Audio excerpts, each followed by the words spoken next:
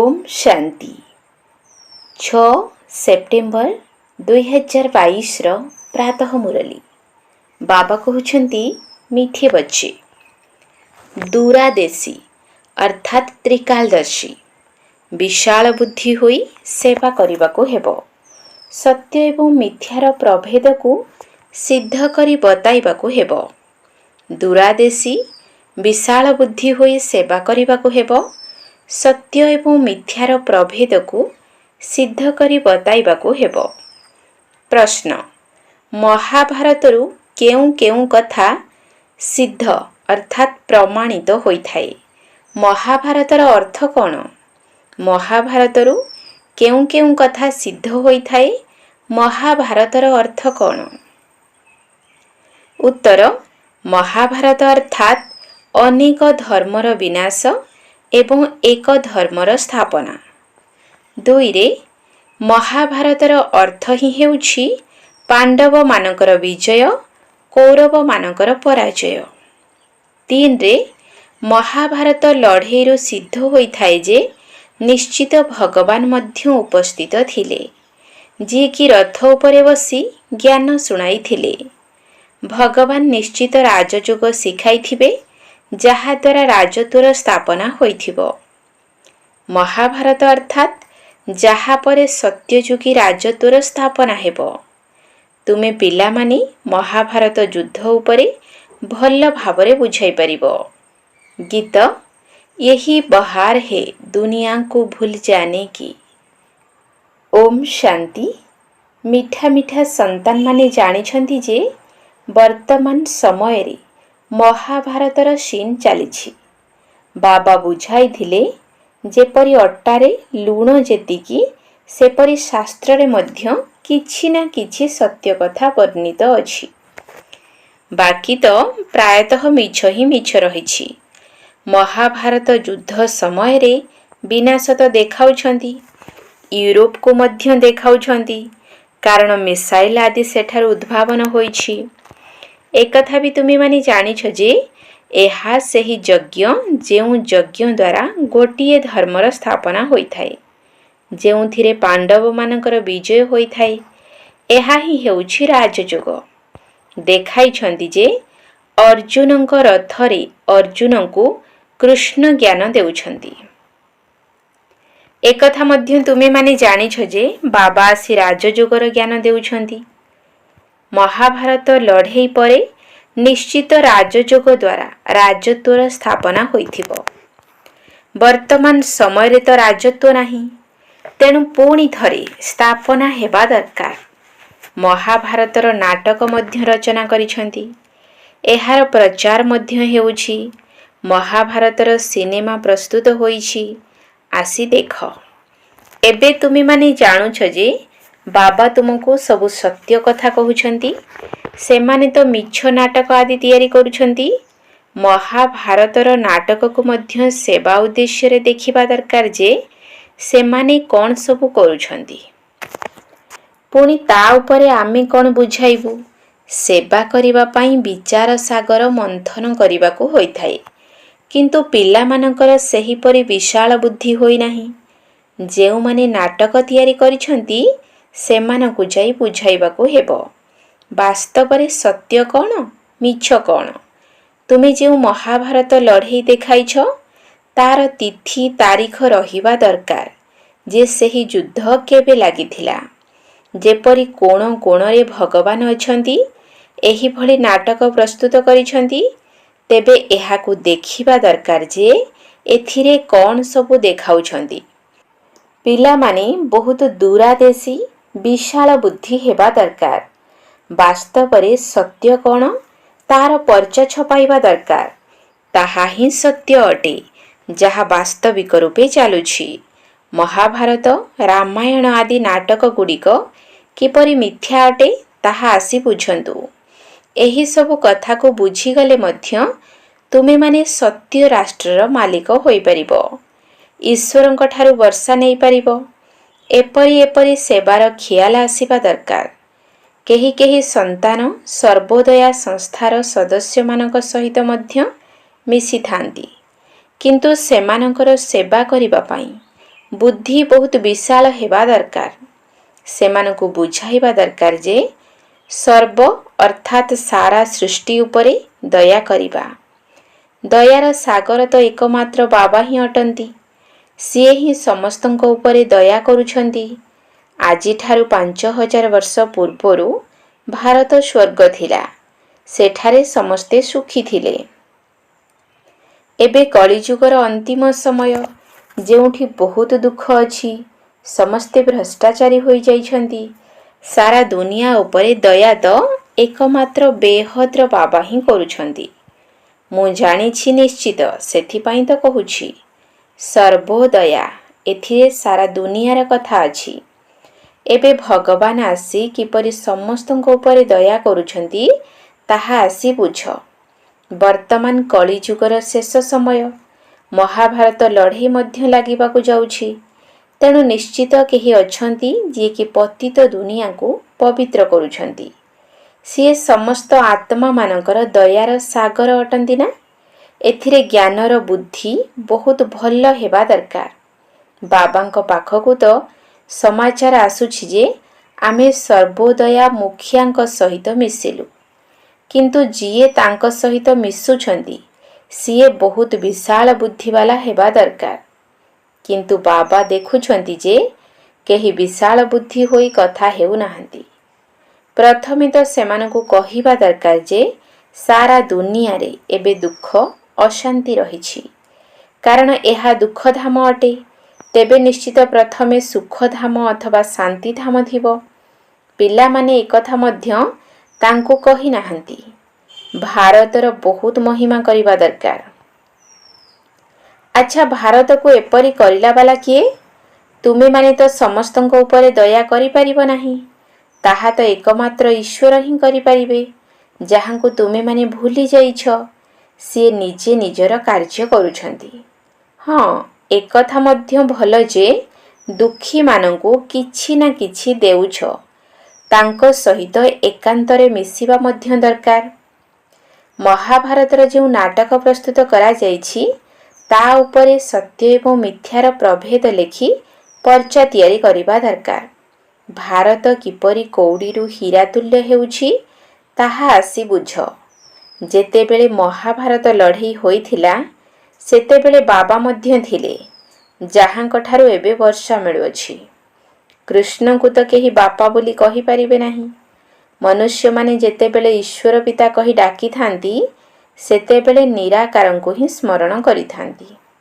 तुम पिला मानकर सारा दिन एही ख्याल रहिबा दरकार जे आमे किपरि सेवा करिबु। विचार सागर मंथन करिबा दरकार जे किपरि अन्य मानकु जागृत करिबु। समस्तंकु कंटारु फूल करिबाकु हेबो। श्मशान को जाई सेवा करिबा उचित। पिला माने जाउछंती किंतु बहुत थकी जाउछंती। देखुछंती जे आमे बुझाउछु किंतु केही सुनु ही नाहंती। आउ बुझिबे मध्य किपरि? बाबा उदाहरण देउछंती जे मेंढा कोन बुझिबो? एहा तो बहुत सहज ज्ञान। उच्चरु उच्च हेले भगवान, तापरे हेले देवता। वर्णर रहस्य मध्य बहुत सहज। ब्राह्मण चोटी हेले सबुठारु उच्च। तुमे माने जेतेबेले देवता हेउछ सेतेबेले तुमे एते महिमा योग्य हेउनाह। वर्तमान समय रे तुमर बहुत महिमा रहिछि। शक्ति मानकर केते बड़ बड़ मेला लागुछि, किंतु लक्ष्मीकर मेला लागि न थाए। तांको केवल दीपावली दिन आह्वान करिथांती। मेला सर्वदा जगदम्बांकर लागि थाए। तुमे माने जानिछ जे जगदम्बा किए, लक्ष्मी किए, लक्ष्मीकर पूजा काहेकि होई थाए। एबे सेमाने केउठारे अछंती? लक्ष्मी तो सत्य जुगरे थिले। एबे तांकर आत्मा केउठी अछि? तुमे माने जानिछ जे लक्ष्मी 84 जन्म भोग करी एबे संगमरे जगत अम्बा होइछंती। तांको पोष्य करी पुणी तांकर नाम बदलाई दिया जाइछि। पिलामाने कहुछंती जे आमको बाबा पोष्य करिछंती, आमर नाम काहेकि बदल करा जाउ नाही? बाबा कहुछंती कौन करिबी, नाम तो बदलाई देई परिबी, किंतु पिलामाने सेही अलौकिक नाम को बदनाम करि देउछंती। बहुत फास्ट क्लास नाम मध्य मिलिथिला। तुमे माने निजको प्रजापिता ब्रह्मा कुमार कुमारी बोली कहूछ ना। जदिओ शरीर निर्वाह करिबा पई काम धंदारे सेही नाम चलाइबाको पड़िथाए, तुमे माने तो कहूछ आमर तो एबे एही नाम रहिछि, तथापि घरर ठिकଣା देबाको होइथाए। बुद्धिरे अछि जे आमे ब्रह्मा कुमार कुमारी अटु, एहिठारे अछु, साथिरे शिव बाबा ब्रह्मा बाबा मध्य अछंती। बाहारे जेतेबेले मित्र संबंधी मानकु देखुछंती सेतेबेले सेही नाम मने पड़ी जाउछि। तेणु सेही नाम मध्य लेखिबाको पड़ुछि, नचेत बुझी मध्य पारिबे नाही। किंतु गृहस्थ व्यवहार को गला परे पुणी भूली जाउछंती। तेबे गृहस्थरे रही निजको शिववंशी बोली निश्चय करी सही स्मृति रे रहिबाको पड़िबो। किंतु एथिरे बहुत परिश्रम रहिछि। सेथिपाई बाबा कहउछंती जे चाट रख। लौकिक संबंध ए थाई मध्य पारलौकिकଙ୍କୁ मने पकाओ।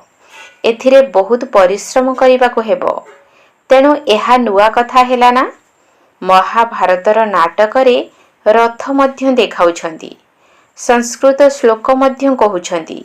देखिबा दरकार जे कौन कौन सबु कहउछंती, पुणी ता उपरे लेखिबा दरकार। एही भली सेवा करिबार ख्याल रहिबा दरकार। समस्तंको बाबांकर परिचय देबाको हेबो। एही कथा को जानिबा द्वारा तुमको सत्य महाभारत लड़ेईर ज्ञान मिली जिवो।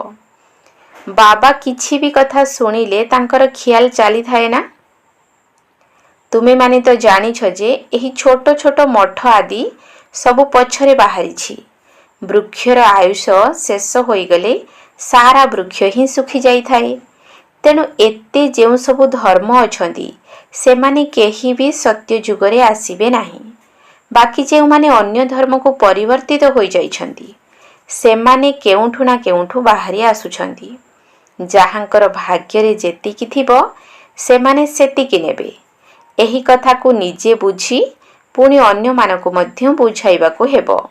जदि प्रजा तैयारी करिबो नाही, अनेकंकर कल्याण करिबो नाही, तेबे वर्षा मध्य मिलिबो नाही। चेहेरारु ही जणा पड़ी थाए जे तांको ज्ञान भल लागुछि ना नाही। जदि एही कथा मन को पाउथिबो तेबे सुनिबा समय निश्चित मुंड हलाइबे, नचेत इयाडे सियाडे चाहुथिबे। बाबा जांच मध्य करूछंती जे ये योग्य अटंती ना अयोग्य, कारण ये तो बेहद्र बाबा अटंती ना। एही दादा मध्य सबु किछि बुझुछंती ना, कोनोसी बुद्धु तो नुहंती। बाबा केबे केबे कही मध्य देउछंती जे अच्छा एहांको बुद्धु बोली भाव। तुमको शिव बाबा ही सुनाउछंती, शिव बाबा ही मुरली चलाउछंती। सेथिपाई अनेक एपरि भाबी नेउछंती जे इए कौन किछि जानिछंती, सिए मध्य आम परि ही अटंती। निज उपरे अहंकार आसी जाउछि। भाबुछंती आमे तो सेवा करूछु, तेणु आमे तांको ठारू मध्य तीव्र अटु। जेउ माने एपरि कहउछंती सेमाने दूरादेशी नुहंती। बाबांकर एहा एक जुक्ति अटे, जेपरि पिला माने केवल शिव बाबांको मने पकाइबे। कारण एही जोग बल द्वारा ही विकर्म विनाश हेबो। एथिरे देह अभिमानर कौनसी कथा ही नाही। धरिनिय शिव बाबा समाचार सुनिले, तेबे सिए ही तुमको निर्देश देउछंती जे एपरि एपरि सेवा कर, विचार सागर मंथन कर। आगको सन्यासी आदि मध्य बहुत आसीबे। सेमाने मध्य बुझी जिबे जे एहांको पाठ परमपिता परमात्मा ही पढ़ाउछंती, कृष्ण तो पढ़ाई पारिबे नाही। तुमे माने एक कथा प्रमाण करिदेबो। सेमाने बुझी पारिबे जे ठीक कौन भूल कौन। भूल बाट को किए नहीं जाउछि, ठीक बाट किए बताउछि, एक कथा एबे तुमे माने बुझुछ। एक कथा केही जानी नाहंती जे रावण राज्य द्वापररु आरंभ होईछि, जाहाकि ए पर्यंत चली आसुछि। रावणर चित्र उपरे मध्य बुझाइबाको हेबो। एहा केबेठारु आरंभ होईछि तारीख लेखिबा दरकार। एही रावण सबुठारु पुरुणा शत्रु अटे। एहा उपरे विजय लाभ कले तुमे माने जगत जीत होई परिबो। बाबा सेवा करिवार अनेक प्रकार उपाय बताउछंती। बाबांकर निर्देश मिली चलीछि। पर्चारे एपरी एपरी लेखि खूब बांट, तेबे ज्ञानर तीर मारिबा पई आहुरी पॉइंट्स मिली चलिबो। आजिकाली नाटक देखिबाकू तो बहुत जाउछंती। पतित हेबा बहुत खराब कथा अटे ना। एठारे तो समस्ते पतित, पवित्र होई मध्य पुणी अपवित्र होई जाउछंती। बाबा कहउछंती जे निजर मुह कला करिदेल। एहीपरि तो बहुत अछंती। बाबा बुझी जांती जे माया उपरे विजयी हेबा पई एहांक पाखरे केउ शक्ति अछि। बाबांकु पचारुछंती आमे विवाह करिबु। एथिरु बाबा बुझी जांती जे एहांकर इच्छा अछि। तेबे बाबा कहिबे जे तुमे तो निजर मालिक अट, तेणु नरक को जीव किंबा क्षीर सागर को, ताहा तुम उपरे निर्भर करुछि। लक्ष्य तो बहुत उच्च, किंतु काम विकार मध्य किछि कम नुहे। एहा उपरे विजयी हेबा बहुत मुश्किल। सन्यासी माने तो घर द्वार छाड़ी चली जाइथांती, किंतु तुमको गृहस्थ व्यवहार रे रही बाबांक सहित जोग लगाई पूरा वर्षा नेबाको हेबो। सेथिपाई बहुत परिश्रम करिबाको पड़िबो। एथिरे प्राप्ति मध्य बहुत रहिछि। सन्यासी माने पवित्र रहुछंती, तेणु बड़ बड़ प्रेसिडेंट आदि जाई तांको पाखरे मुंड नुआई थांती। तेबे पतित एवं पावन मध्यरे फरक देख।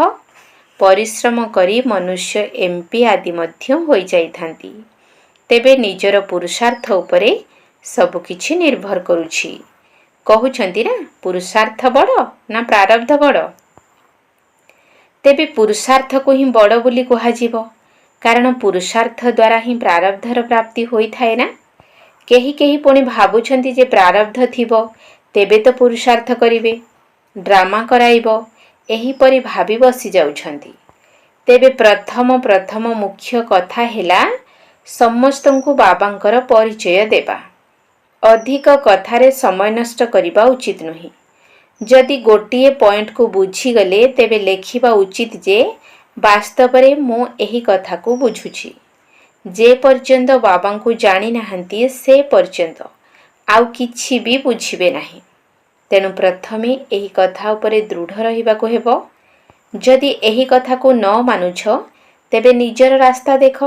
तुमे माने कहूछ ना निराकार बाबा समस्तंकर पिता अटंती, तेबे लेख भगवान केवल जणे, बाकी सबु तांकर रचना अटंती। एबे कुह गीतार भगवान किए? तेबे सेमाने कहिबे जे सिए तो निराकार अटंती, से गीता किपरि सुनाइबे?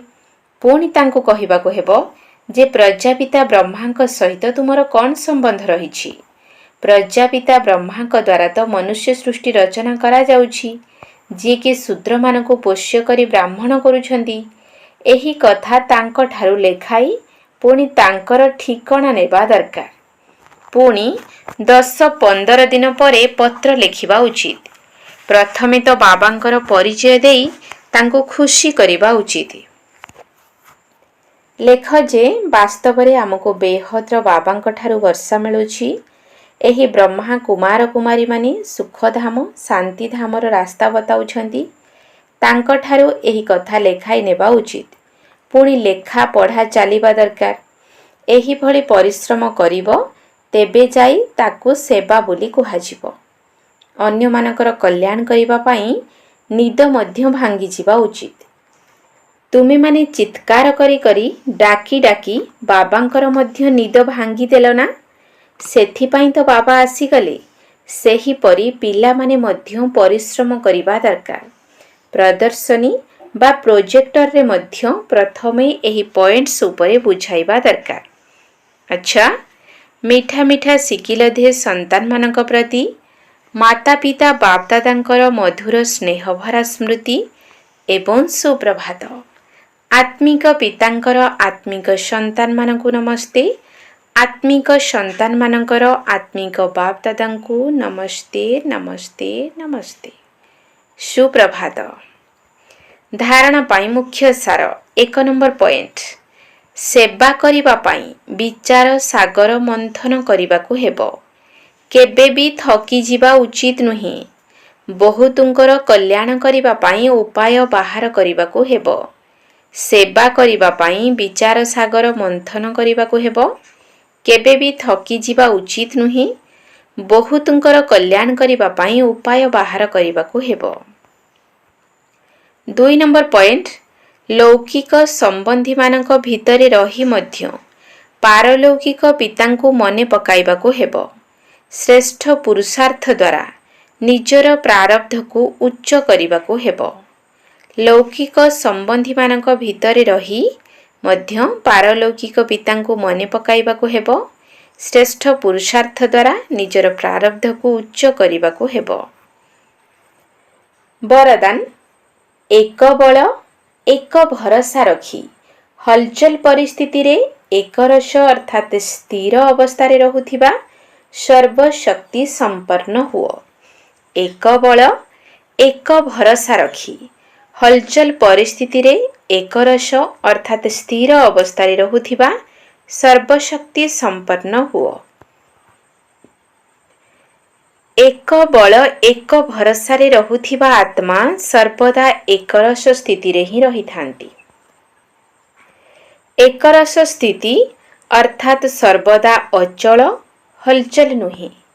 ଏକମାତ୍ର ବାବାଙ୍କ ଦ୍ୱାରା ସର୍ବଶକ୍ତିଗୁଡ଼ିକୁ ପ୍ରାପ୍ତ କରି ସର୍ବଶକ୍ତି ସମ୍ପନ୍ନ ହୋଇ ରହୁଥିବା ଆତ୍ମା କିପରି ବି ହଲଚଲ ପରିସ୍ଥିତିରେ ଅଚଳ ରହିପାରିବ? କାରଣ ଏକରସ ସ୍ଥିତିର ଅର୍ଥ ହେଲା ଜଣଙ୍କ ଦ୍ୱାରା ସର୍ବସମ୍ବନ୍ଧ ସର୍ବପ୍ରାପ୍ତିର ରସକୁ ଅନୁଭବ କରିବା। ସେମାନଙ୍କୁ ଅନ୍ୟ କୌଣସି ବି ସମ୍ବନ୍ଧ ନିଜ ଆଡ଼କୁ ଆକର୍ଷିତ କରିପାରିବ ନାହିଁ। ସ୍ଲୋଗାନ, ବେହଦ ସେବା ଅର୍ଥାତ୍ ସାରା ବିଶ୍ୱର ସେବା କରିବାର ଶ୍ରେଷ୍ଠ ମନୋବୃତ୍ତି ରଖିବା ହିଁ ବିଶ୍ୱ କଲ୍ୟାଣକାରୀ ହେବା। ବେହଦ ସେବା ଅର୍ଥାତ୍ ସାରା ବିଶ୍ୱର ସେବା କରିବାର ଶ୍ରେଷ୍ଠ ମନୋବୃତ୍ତି ରଖିବା ହିଁ ବିଶ୍ୱ କଲ୍ୟାଣକାରୀ ହେବା। ଓମ୍ ଶାନ୍ତି।